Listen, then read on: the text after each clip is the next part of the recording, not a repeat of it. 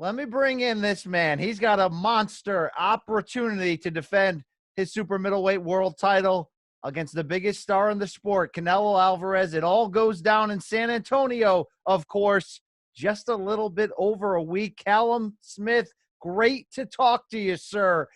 This not only is the fight of your life in a lot of ways, but given that it came in such last-minute notice, how do you sort of sum up in an already crazy year what this opportunity means for you? Yeah, it's huge. It's massive. And like you said, it's been a crazy year. And I'm just very, very fortunate to finish the year with the fight that I've wanted for a long time. There was times where I thought I weren't going to get a fight this year. A lot of fighters haven't. And it's been unfortunate. It's been tough, but I've stayed in the gym. I've been taken over. And when the phone call come at short notice, I was in a position to take it because of the work I have been doing previously. So it's huge. It's exciting. These are the fights I want to be involved in. And I'm looking forward to getting in there and hopefully showing how good I am. It's going to go down December 19th on DAZN. And, a little bit of a surprise knowing Canelo Alvarez's situation, now somewhat of a promotional TV free agent, so to speak. Yet he'll be back on DAZN here. When that all went down publicly, did you feel like you lost a shot at the biggest name in the pond? Yeah, I did. Obviously, when you heard his problems outside the ring with Golden Boy and DAZN, you kind of, there was question marks on when he'd fight again, whether he's going to go through a full court case and it'd keep him out the ring. It's happened with other fighters in the past. So I think, yeah, the minute that happened, I thought the Canelo fight was gone, especially for this year. So then that's why I was a bit surprised when it did come back on. But no, I was in a position to take the fight. I wasn't just sitting around doing nothing. I was in the gym taking over and training, and I was obviously happy when it come back on because, like I said, I did believe the fight was gone for the rest of this year. We've seen Canelo float around different weight classes, being opportunistic, but, taking the biggest money, biggest opportunity. How have you felt he's adapted so far above middleweight in the one fight at 168, winning the secondary title from Rocky Fielding, and then that fight, of course, at light heavyweight against Sergey Kovalev? Yeah, you can't really criticize too much because he's gone up and he's won. There's two fights above 160, and we knocked Kovalev out and obviously knocked Rocky Fielding out. But in terms of performances, I thought the Kovalev fight was a lot closer than people give Kovalev credit for. Obviously, the finish was a great finish, but in terms of the fight, I don't think it was the best Canelo we've seen for a long time. But I say he got the job done. I do think his best performances and the best version of him is at 160, but we don't know whether 160 was starting to hurt him and whether 168 might be his best division. But for me personally, I think that so far throughout his career, the best Canelo we've seen is at 160. So given that you're a big super middleweight, 6'3", you're going to have something like a 7-inch height advantage over Canelo Alvarez. What role will that play in the fight? I don't know. We'll have to wait and see. Obviously, I've got to try and use my advantages every way possible. There'd be no point having a 7-inch height advantage if I didn't use it or didn't try and use it.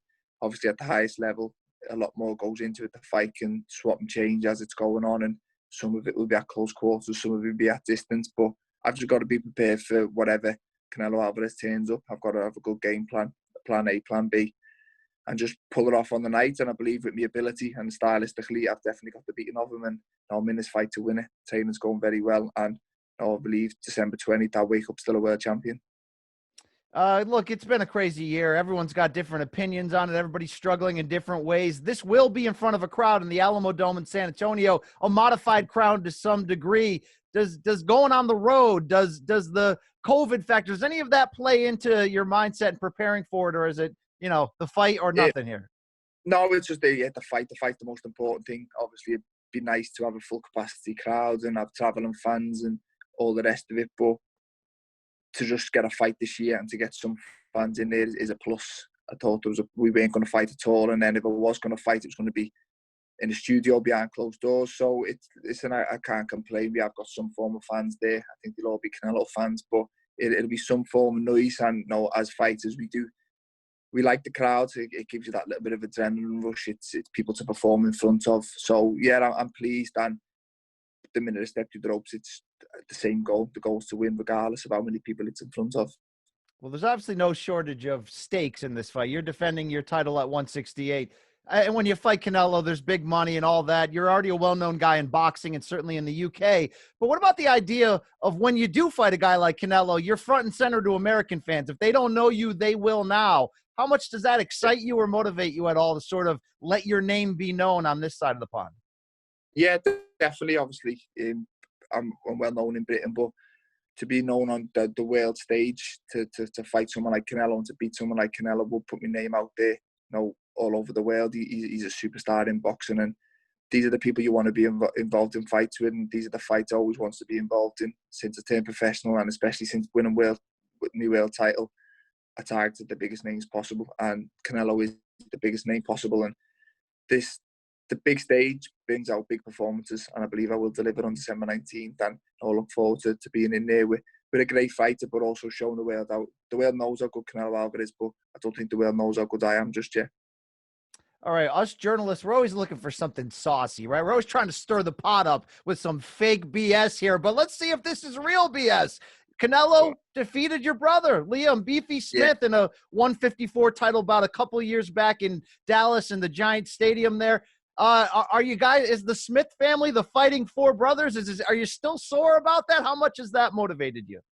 Yeah and no. Obviously, it'd be nice to get some revenge for him, but I think even if he'd never boxed me brother before, this fight would be huge regardless. It's a big fight, and just beating Canelo Alvarez would be huge for me and for my family. But obviously, once I do it, then it will be nice to have got some revenge for my brother. But it was tough to take at the time. My brother lost for the first time, so regardless of who you lose to, it's always, you know, a tough pill to swallow. But I think then we knew he lost to a very good fighter, and a very big fighter. Canelo was very big for 154. I think he moved down from 160 and went back up after that fight, and I think that played a part in the fight. He was huge on the night, but my brother had success in the fight, and I just think over the years, Canelo, he's obviously he's won a lot of his fights, but he's not invincible. He does lose rounds to certain fighters, and I believe I'm as good as anyone he's fought previously, and I can take rounds off him and take enough off him to win.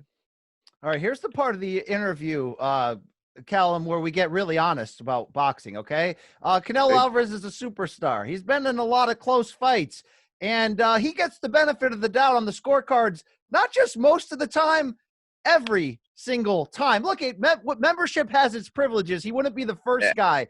Does that make you feel like you have to not only beat him, but maybe finish him to really beat him, knowing that even in the Floyd Mayweather fight where I scored it 12-0, you had one judge scoring it 114-114. How much are you thinking about that? Yeah, obviously, you heard all the stories, and everything that you've just said there is probably true. But if I was watching someone else fight him, I'd probably say we need to go over and knock him out. But when it's you never really feel it's going to happen to you. If I win, if it's close, but I feel I've done enough, and the bell goes, I will believe I get the decision. You just never feel they'll do you on the scorecards. But yeah, I understand what you're saying, but I can't really change my game plan and become reckless trying to finish him when if I believe I do enough on the points, then I'm hoping I get the decision over there.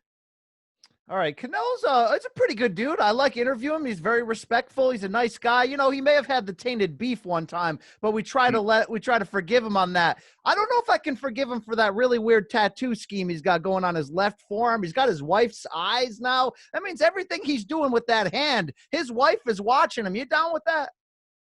Yeah, I didn't know that, to be honest with you. I seen he's got a few new tattoos over the years, but I didn't know that's what it was. Hey, every relationship is different. We're not going to peer into that one.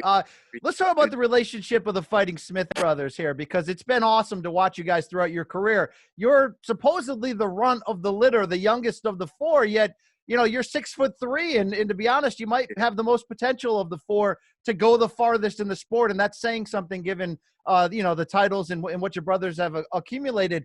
How does it end up being that way, where the youngest is the best? Did you have to take big brother beatings for all your life to get to that point? Yeah, I think I have over the years. We've done a lot of sparring in the house, and I was always the youngest and the smallest when we were growing up. But we've always just pushed each other. We always support each other. We're always there for advice and just watching. I've watched my brothers throughout the years. I've obviously been the youngest. I've been every position I've been in my own career. I feel like I've been there before my brothers. When I boxed for the world title, I felt like I've been there, and even now, fighting Canelo, I feel like I've been here before with my brother. I've been at a Canelo fight week. I've been around, and I've seen how big the occasion is. So I've always felt it benefited me massively from being the youngest of the four, and I believe that's why I'm in the position I am today. But the Smith brothers tend to have some pretty creative nicknames. I mean, Liam Beefy Smith, it took us a while to sort of be okay with that. We got Callum Mundo Smith. What's the backstory on this one? I don't know. My dad just always give us little nicknames when we were younger, and they've kind of stuck. Liam was obviously a chunky little kid, and he got called Beefy, and it's stuck with him ever since, even though when he fights now, he's not so chunky. But yeah, my dad always just give us little nicknames as kids, and they just kind of just stick. And when I turned professional and I needs a nickname, I went back to the one from when I was a child.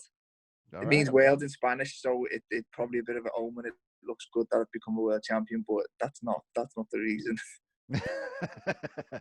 All right, look, the boxing hardcores, the critical guys that are so into this matchup. Look, boxing people on Twitter, they can be sour. I'm seeing some people go, hey, Callum's pretty good, but what about that John Ryder fight? So I want to ask you, what about that John Ryder fight? It was pretty close. Was that a tough night at the office? Was he better than expected? What happened that night? It was just a below par performance on myself. Obviously, as a world champion, you've kind of got pressure to deliver every fight, and you feel like you need to deliver every fight. But we are human, and we do have performances where we're not 100%. We don't really get it off on the night, and it is what it is. I thought I managed to grind a win out when I wasn't at my best, and I think that's what true champions do. But I think every now and again you do a below par performance, and hopefully that's my one done, and I can get back to performing the way I know I can. Hey, it's never bad coming in as the underdog being overlooked. Less pressure. It means more when you come over the top. So let's close with this. It's a boxing family. We mentioned your brother's been there before. Biggest fight of your life. What does it look like, feel like, taste like, smell like when you imagine you getting your arm raised December 19th on DAZN against Canelo Alvarez? Yeah, it feels special. It's, every win's special, but this one's that will be the biggest win in my career, and we're at a stage now where it's not about the belt as much. It's about winning the biggest fights possible. And this is a huge fight for me, a huge opportunity to show the world how good I really am and to get recognition for all the hard work over the years. So yeah, the thought of beating Canelo Alvarez does excite me. And that's why I'll put my body through so much pain and training camp to make sure the best version of me turns up. And I believe the best version of me beats him. Canelo only faces the best. You might be the best we got at 168. Can't wait to see this. Callum Smith, it's been a pleasure, sir. I look forward to the fight. Nice speaking to you. Thank you very much.